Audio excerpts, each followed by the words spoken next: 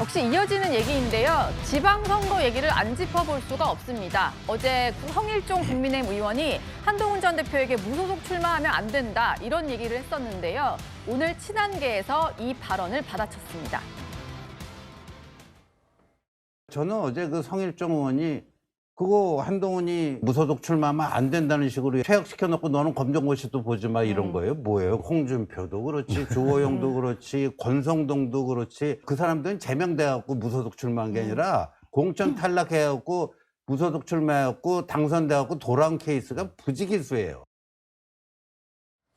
어제 성일종 의원이 한 라디오에서 무소속 출마는 하지 말아야 되고 해서도 안 된다. 당의 승리를 도와야 된다라고 얘기를 했는데 이것에 대해서 친한계는 좀 발끈한 것 같습니다. 일단 당에서 내보내놓고 무슨 당의 승리를 위해 도와야 되냐 이런 얘기인데요.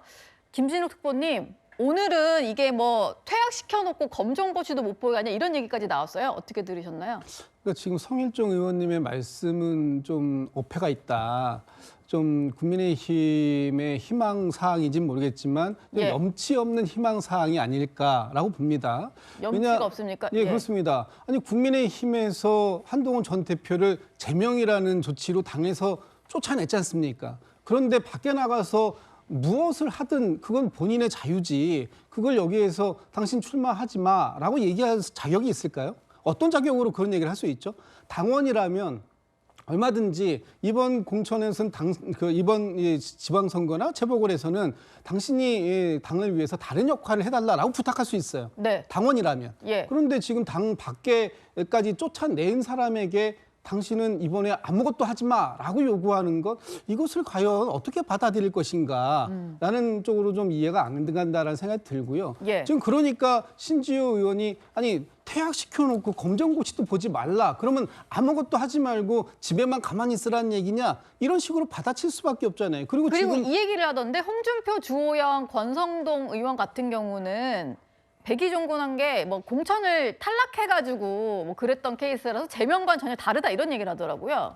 아니 뭐 그러니까 제명이 됐든 또는 아니면 지금 그 제명되신 분이든 아니면 자진 탈당이시든 아니면 공천을 배제당했든 어떠한 경우라도 당을 이탈한 경우는 같은 거죠. 예. 그런 경우에 나와가지고 여러 가지 정치적인 다른 선택들을 할 수 있는데 그런 정치인에게 정치적인 선택을 하지 말고 그리고 또 지금 더한 걸 요구하셨지 않습니까? 네. 백의종군에서 국민의힘의 후보들을 도와라. 그렇다면 혹시 우리가 당신을 다르게 생각할 여지를 보일지도 모르지 않느냐 이런 취지의 말씀이신데 과연 그것을 이렇게 쫓아낸 지 불과 며칠 만에 그런 말씀을 하실 수 있을까? 이거는 정치 도의에도 어긋나고 염치가 너무 없는 거 아닌가? 저 개인적으로는 그런 생각이 듭니다. 예.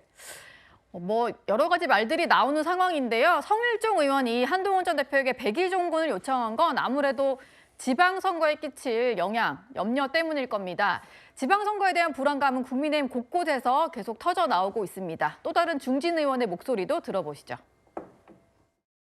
사실은 정권을 빼앗겼으면은 우리 당이 그 제대로 된 혁신을 해야 되는데 많은 국민들은 우리 당을 지금 좀비 정당으로 이렇게 생각을 하고 좀비 정당으로까지요? 결국은 이대로 가면은 우리 당은 폭망하는 분위기로 갈 수밖에 없다. 아마도 2018년도보다도 훨씬 더 열악한 분위기로 갈 가능성이 매우 높다. 좀비 정당으로 생각을 하고 있다 이런 얘기도 하고요. 2018년 지방선거가 국민의힘 입장에서는 완패를 한 선거인데 그거보다 심각할 수 있다 이런 얘기를 했습니다. 최수영 평론가님, 이런 지적에는 좀 동의를 하시나요? 그러니까 일부 그런 저는 우려가 있다고 생각이 들어요. 왜냐하면 당시 정치 환경이 너무 비슷하잖아요. 탄핵으로 인해서 정권을 뺏긴 상태에서의 지방선거 2018년. 그래서 TK를 빼고는 전체를 전부 헌납하다시피 줬단 말이죠. 예. 지금 그 당시와 정치적 환경도 너무 비슷하고 그다음에 당시에 당시는 그 분란이 당이 좀 쪼개지는 바른미래당 쪼개지는 그런 상황이 있었지만 지금은 뭐 좀 쪼개지진 않아도 사실상 내전 상태에 가깝다는 이 부분도 거의 유사한 상태고 예. 그런 측면에서 놓고 본다면은 사실 그때 그 상황과 지금의 데자뷰가 된다는 그런 우려들이 많이 나오고 있는 건 사실입니다. 그런데 그때 중요한 거는 황교안 대표가 당시에 그 당시 상태가 지속되는 걸 끝까지 갔느냐가 있고 예. 지금 장동영 대표는 끝까지 가느냐가 아니라 중간에 확실하게 본인이 바꿔줄 수 있느냐 그 가능성이 남아 있는 게 있겠죠. 네. 그 지금 장동혁 대표가 전혀 중원 확장이라든가 중도 수용이 없이 이 상태를 그저 코어 지지층만 가지고 끝까지 가겠다고 할 경우에는 뭐 그런 결과가 예단될 수도 있겠다는 우려가 생길 수도 있지만 장 대표가 지금 뭐 선거 연령 인하라든가 이렇게 좀 중도가 소구할 수 있거나 청년층이 반응할 수 있는 정책도 꺼내놓고 그다음에 정치적으로도 조금 더 완전히 진보 블록으로 이동하는 그런 모습들도 보이고 또 하나 중요한 건 2월 19일 날 있을 윤석열 전 대통령의 1심 선고에 확실한 절연에 대한 그런 얘기를 통해서 건너가기를 통한 미래로 향한다 그러면은 예. 그 당시 상황과는 정책 환경은 유사하지만 지도자의 결단이라든가 방향성이 완전히 달라지기 때문에 그때는 또 다른 선거에 기대감을 가져올 수 있다. 그 지금 기로에 섰다고 봐요. 그래서 설 민심 밥상 그다음에 2월 19일 윤석열 대통령의 1심 선고 등등을 통한 2월 안에 장동혁 대표의 리더십이 어떤 변화와 가능성을 보여주느냐에 따라서 국민의힘의 봉착진이 좀 달라질 것 같다는 생각이 듭니다. 예. 조경태 의원이 지금 당내 다선 중진 의원인데요. 이런 상황이라면 아마 지방선거 출마 후보자들이 장동혁 대표의 지원 유세를 요청하지 않을 수도 있다 이런 얘기도 했습니다. 그리고 또 한 사람 오세훈 서울시장 같은 경우는 장동혁 대표가 계속해서 각을 세우는 모습인데요. 일단 뭐 계엄에 대한 사과를 요구하기도 했었고 그리고 이제 한동훈 전 대표에 대한 제명 결정 이후에는 당을 자멸로 몰아넣고 있다. 그리고 장동혁 디스카운트의 지방선거가 염려된다. 이런 얘기를 또 하기도 했습니다. 일각에서는 오세훈 시장이 아예 독자적으로 선거를 혼자 치르는 방식도 고민할 수 있다. 이런 얘기가 나오던데 조홍천 의원님, 그 얘기는 좀 가능성이 있는 얘기일까요? 글쎄요. 아마 오세훈 시장쯤 되면은 저희들이 듣지 못하는 그런 내밀한 얘기들도 아마 많이 듣고 있을 겁니다. 예. 그렇기 때문에 평소에 하시지 않는 그런 아주 강경한 어조 또 평소에 사용하지 않는 단어를 그렇게 쓰시면서 장동혁 디스카운트까지 말씀을 하시는 거 아니겠습니까?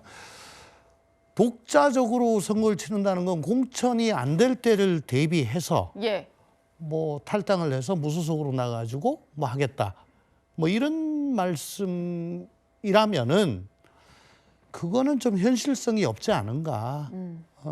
지금 어찌됐든 간에 제1야당의 후보로서 예. 당의 지원을 받고 정말 전력을 다해도 될똥말똥한 상황에서 예. 다른 사람이 국민의힘 서울시장 후보로 나가고 자기는 자력으로 하겠다. 그거는 힘든 얘기고요. 그게 아니고 당 내에서 한다면은 아마 장동혁 후보 대표는 지원 오지 마라. 당 지도부 지원 오지 마라.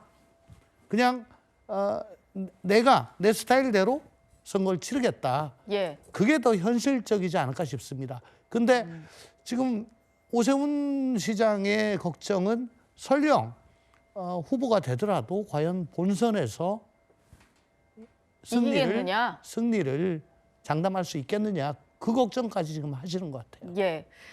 그리고 사실 정치권에서 어떤 장면이 포착이 되면 여러 해석을 낳기 마련인데요.